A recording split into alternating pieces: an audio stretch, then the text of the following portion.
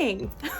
This is me pretending to be awake even though I haven't had my coffee yet, but we'll take it. Good morning, art teachers. I am Sarah Krajewski, elementary art teacher in Cambridge, Wisconsin, and I will show you our magical art room. Just a snippet. All right, y'all, welcome to my art room tour. As you enter, you can see the learning targets board, and I'm keeping it pretty simple by just writing some drawings and what each grade level is working on. I also have my shelf by the door that has all of my grade level projects, and then our volume chart, which has been super helpful for us as far as what level we should be working at. One of my classes was super chatty today, so I moved them to a whisper for most of their class time, and I'll just usually give them a reminder saying, all right, friends, next 5 minutes, we're working at a whisper, and I will shake our little glitter jar here, and then that glitter essentially falls to the bottom of the jar for 5 minutes, so that's a visual timer for them. Over here is Mabel, the table.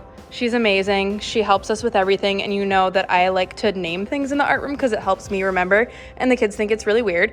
We also have our little propagation station, and these are plants that we will be actually planting in ceramic pieces we'll be doing later this year.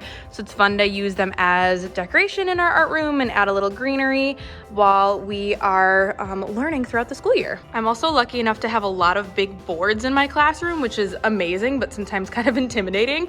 So I added this one this year, which is all about practicing awareness. Oh, hey. So this one reminds the students about how they can check in with themselves, really focusing on those SEL type needs. And I'll bring this up most days about really checking in on their awareness, what they're noticing around themselves, and then giving them clues for how they can actually advocate for something they need. All right, here we've got my little baby tiny desk, but I don't really need a lot of stuff because I have space in the back. And so I usually just use this space to host my computer when I need to have something connected, and then use this chair for if I'm demonstrating something or gathering kids at the beginning of class. I have all of the books that kids can access, but also that I usually use for reading. And then here we've got a bunch of manipulatives so that when students have extra time in the art room, they can pull one of the boxes out and just play. As we move around the art room, the drawing racks are over here. Of course, yes, they all have names. This is Tall Zach. He's very friendly.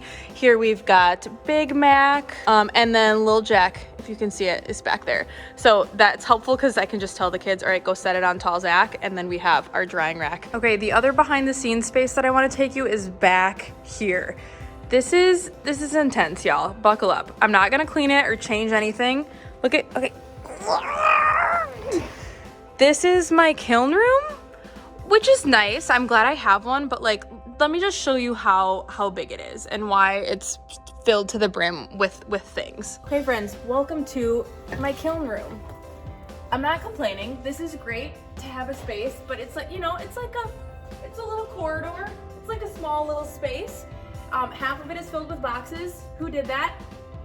I swear I clean it like 4 times a year, and it always ends up looking like this. It's just too small of a space for me to stay organized, and I always have to hide big boxes back here. I will say though, there is kind of a nice view of the clean art room when you're in the kiln room. So it does sort of put things into perspective when I just look back there and my height can see the mess, but you know, the kids can't see it. The reality is, this is a kiln room, kiln space for loading clay, and that's it. And other than that, don't come back here. Just don't come back here. So you've been in my art room all day. Let's actually take a quick look in the hallways. This is probably my favorite view, is coming down this hallway by our little theater and just seeing all of the art that we have on display as we head towards the cafeteria. And with the help of bulletin boards, but also a few little tricks that we do, we can display so much more, even on walls that don't have any bulletin boards. So my favorite way to display things on cinder block walls are actually with these little hanging contraptions that we have.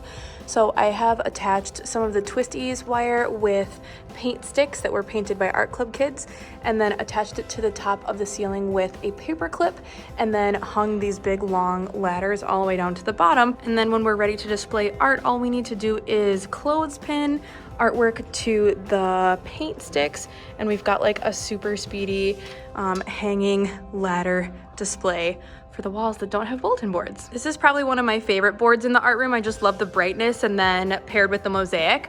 The mosaic was created by 4th and 5th grade art club students a few years ago, and it is directly attached to the wall. But I just love it, and I think it gives us a little bit more like mindful interest to look at when we're washing hands. And then in this part of the art room, we have our mantra. So I made these big banners out of felt. Most of the kids know the mantra now, so I have it here and then on the other side of the art room as well.